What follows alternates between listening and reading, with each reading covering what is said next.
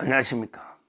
오늘부터 이제 드디어 부부 범죄단에 대해서 릴레이 선고가 이제 이루어집니다. 부부 범죄단 뭐 많죠. 뭐 예를 들어 이제 문재인하고 김정숙이도 부부 범죄단이죠. 그 다음에 조국이하고 정경심이도 부부 범죄단이에요. 근데 오늘부터 릴레이로 선고되는 부부 범죄단은 바로 이제 이재명이 하고요. 김혜경입니다. 둘이가 오늘 오후부터 이제 줄줄이 선고가 됩니다. 오늘 오후 2시에 이제 수원지방법원에 2시에 김혜경, 그는 이제 박정호 부장판사입니다.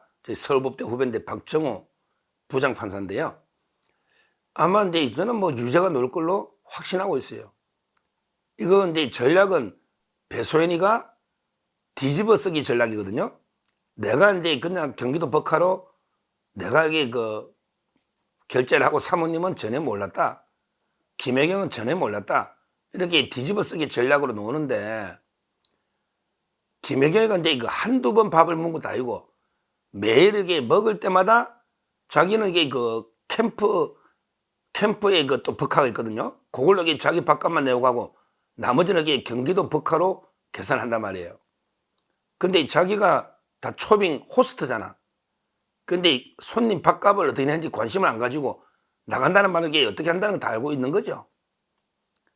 그 사건은 이게 여러 밥값 중에 조명현 씨가 가서 직접 이렇게 결제했는데 조명현 씨가. 근데 밥값에 좀 착오가 있어서 서로 취소하고 다시 결제하고 왜? 김혜경께 먼저 결제된 걸 조명현 씨는 몰랐기 때문에. 그런데 배소연하고 조명현하고 주고받은 여러 이제 카톡을 다 조명현 씨가 공개하고 정언해서 요거는 이제 조명현 씨가 직접 가서 결제한 거기 때문에 요것만 기소를 한 겁니다. 확실하기 때문에. 결국 김혜경의 이 공직선거법요.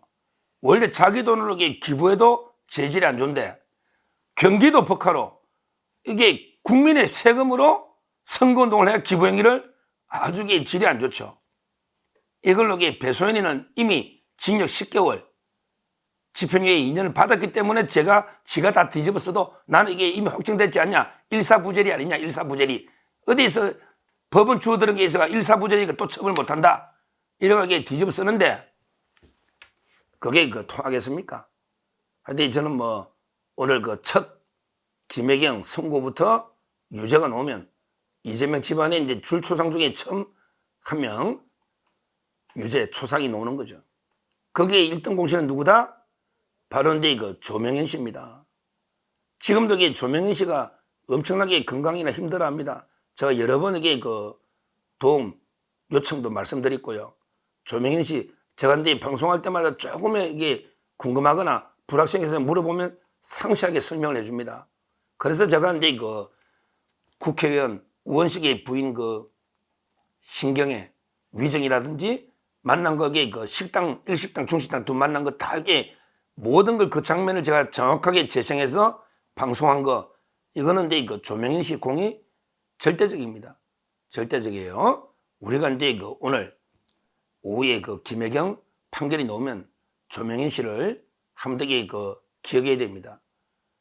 왜냐하면 이게 끝이 아니거든요. 이게 유죄가 되면 법카가 이것만 쓴 게 아니잖아요.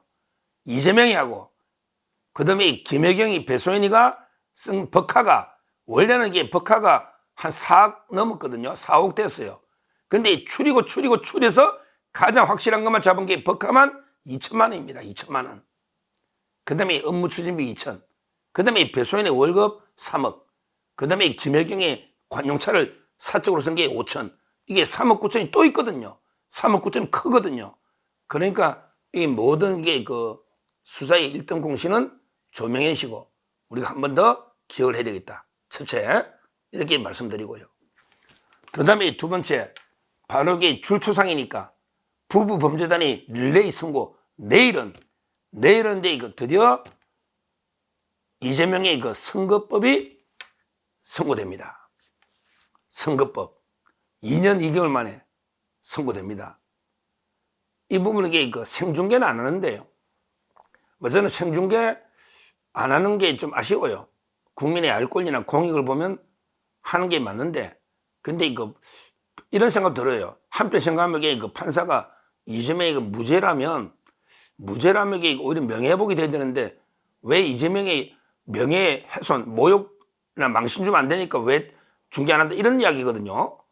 그러니까 이게 오히려 중계를 안 하는 게 이재명한테 유죄 쪽으로 생각하나? 이런 생각이 들 정도입니다. 이게 무죄라면 오히려 이게 이재명의 명예가 회복되는 거니까 굳이 이재명만 지금 중계를 반대하거든요. 이재명만. 근데 무죄라면 굳이 중계를 판사가 안 할 이유가 없잖아. 판사는 결과를 알고 있으니까. 판사는. 오히려 이게 생중계를 안 한다는 말은 이게 이재명이가 유죄인데 생중계까지 하면 너무 가혹한 거 아니냐. 이러니까 이게 생중계 안 할 수 있잖아요. 이렇게 생각하는 게 맞죠. 합리적이죠. 근데요, 여기서 우리가 이게 조심할 게 80만 원이나 120만 원, 150만 원 이렇게는 안 나올 것 같아요.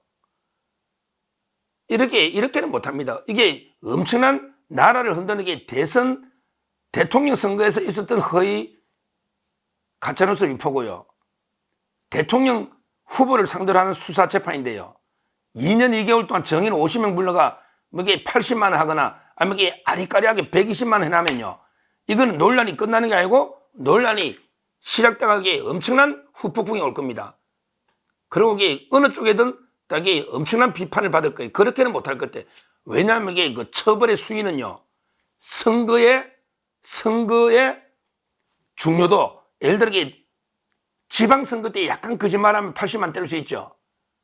근데 대통령 선거에 80만 원 때리려고 이게 기소해서 대선자를 2년 2개월 동안 재판을 법정에다가 묶어둡니까? 그렇게 간단하게 80만 원, 60만 원 때릴 걸 대선자를 2년 2개월 동안 그렇게 바뀌어가면서 이게 재판하겠습니까? 그렇게는 안 된다 이 말이죠. 선거의 중요도, 급이 높을수록 형량독이 뭐 아니면 도가 되는 거예요. 뭐 아니면 도가. 이 말은 아예 그냥 무죄가 너무 깔끔하게 무죄래가 떨어져 줘야지.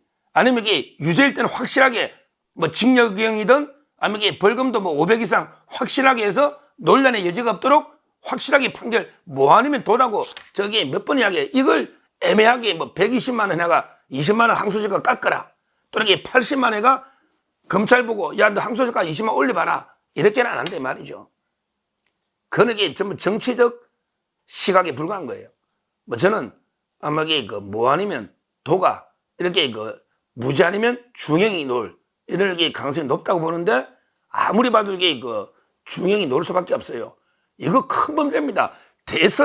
대통령 선거 그 중요한 선거에 그것도 이게 언론 전파성이 가장 강한 TV 언론 인터뷰에서 또는 이게 국정감사장에서 전 국민이 지켜보는, 거기에 김문기 씨를 몰랐다는 거는 그냥 몰랐는 게 아니고 나는 이게 대장동과 나는 무관하다.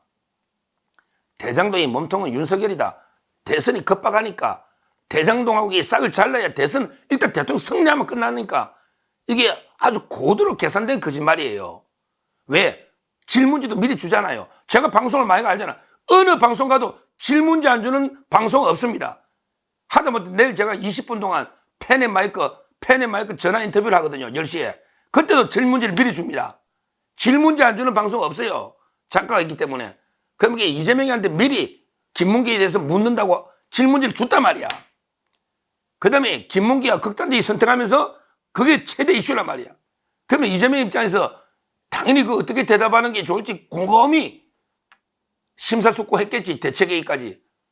그래서 내린 게 아예 그냥 김문기는 그때 몰랐다 해버리면 내하고 아무 관계 없는 거 아니냐, 대장동도. 이렇게 되는 거예요. 이렇게. 이게 아주 질이 안 좋은 거다 말이에요.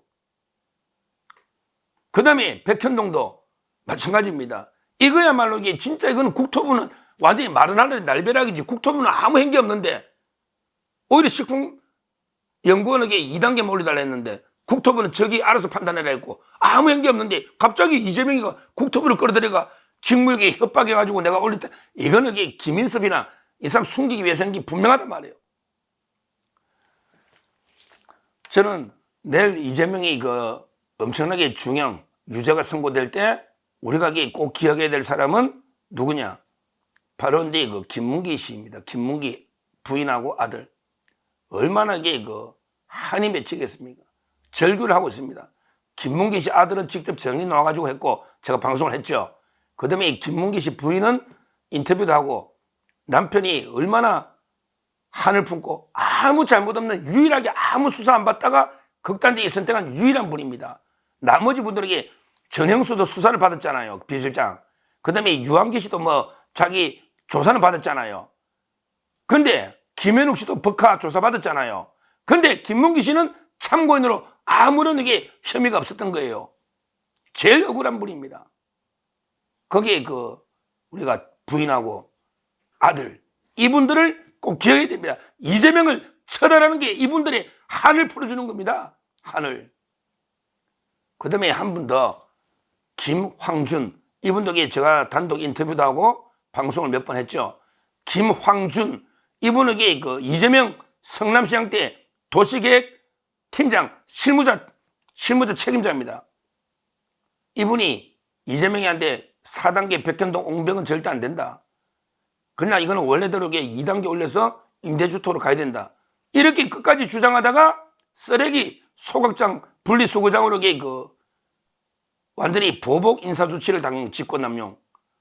그리고 거기도 또 근무한다고 징계를 해가지고 해임시키 버린, 지금 재판해가지고 성소했지 않습니까? 근데 아직도 제대로 복직이 안 돼서 아직도 재판 중에 있어요. 이거는 큰 문제입니다. 이분이 제일 마지막 이재명의 선거법에 50명 정인 중에 제일 마지막 정은노가 활용점정 대미를 찍은 이분이 김황준, 이분이 가장 결정적인 백현동의 정인입니다.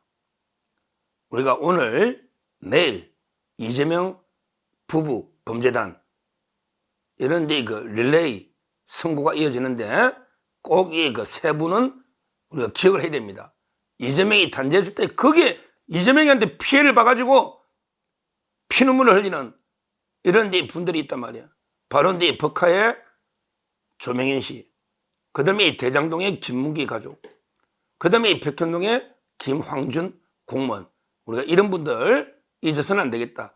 이런 분들이, 이런 의인들이 있었기 때문에 이재명이를 때려잡게 된다. 이렇게 말씀드리고 선고는 차분하게 지켜보고요. 이분들 꼭 기억을 해야 되겠다. 이렇게 말씀드립니다. 감사합니다.